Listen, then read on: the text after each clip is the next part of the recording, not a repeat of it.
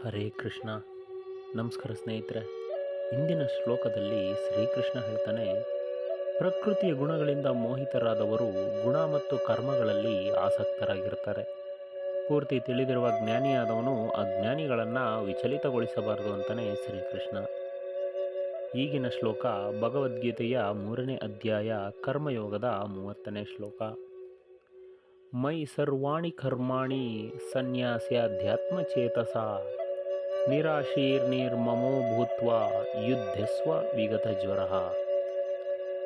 ಈ ಶ್ಲೋಕದ ಅರ್ಥ, ಹೇ ಅರ್ಜುನ, ಎಲ್ಲ ಕರ್ಮಗಳನ್ನು ನನಗೆ ಅರ್ಪಿಸಿ ನನ್ನನ್ನು ಸಂಪೂರ್ಣವಾಗಿ ಅರಿತುಕೊಂಡು ಫಲಾಪೇಕ್ಷೆ ಇಲ್ಲದೆ, ಒಡೆತನದ ಭಾವನೆ ಇಲ್ಲದೆ, ಜಡತ್ವ ಇಲ್ಲದೆ ಯುದ್ಧ ಮಾಡುವಂತಾನೆ ಶ್ರೀಕೃಷ್ಣ.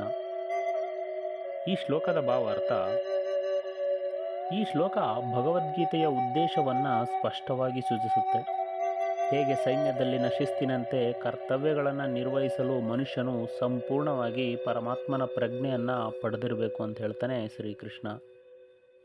ಆಧ್ಯಾತ್ಮ ಚಿತ್ತದಿಂದ ಸಮಸ್ತ ಕರ್ಮಗಳನ್ನು ಭಗವಂತನಲ್ಲಿ ಅರ್ಪಿಸಿದ ಮೇಲೆ ಆಸೆ, ಮಮತೆ ಮತ್ತು ಸಂತಾಪಗಳು ಇರೋದಿಲ್ಲ.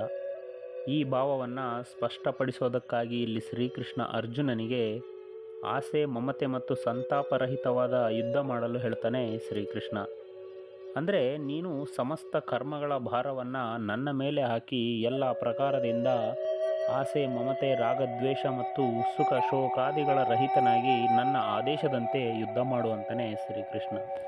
ಇಲ್ಲಿ ಶ್ರೀಕೃಷ್ಣ ಅನಾಸಕ್ತನಾಗಿ ಕರ್ಮವನ್ನು ಮಾಡೋದಕ್ಕೆ ಒಂದು ಊರುಗೋಲನ್ನು ಕೊಡ್ತಾನೆ.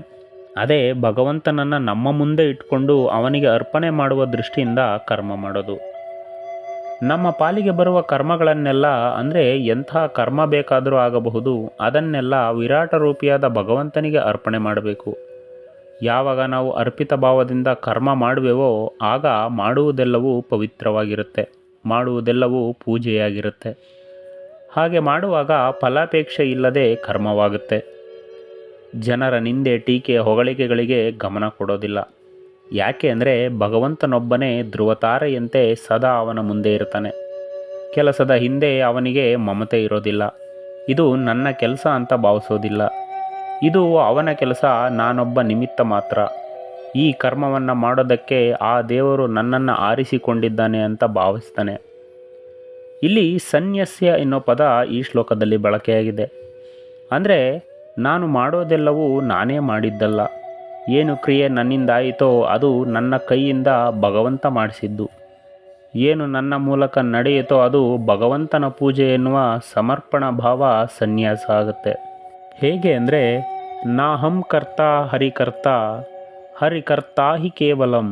ಅಂದರೆ ನನ್ನ ಬಾಯಿಂದ ಏನು ಬಂತೋ ಅದು ನಿನ್ನ ಸ್ತೋತ್ರವಾಗಲಿ, ನನ್ನ ಮನಸ್ಸಿನ ಮೂಲಕ ನಡೆಯುವುದೆಲ್ಲವೂ ನಿನ್ನ ಸ್ಮರಣೆಯಾಗಲಿ, ಎಲ್ಲವೂ ನಿನ್ನ ಪೂಜೆಯಾಗಲಿ ಎನ್ನುವ ಚಿಂತನೆ ಬೆಳೆಸಿಕೊಳ್ಳಬೇಕು.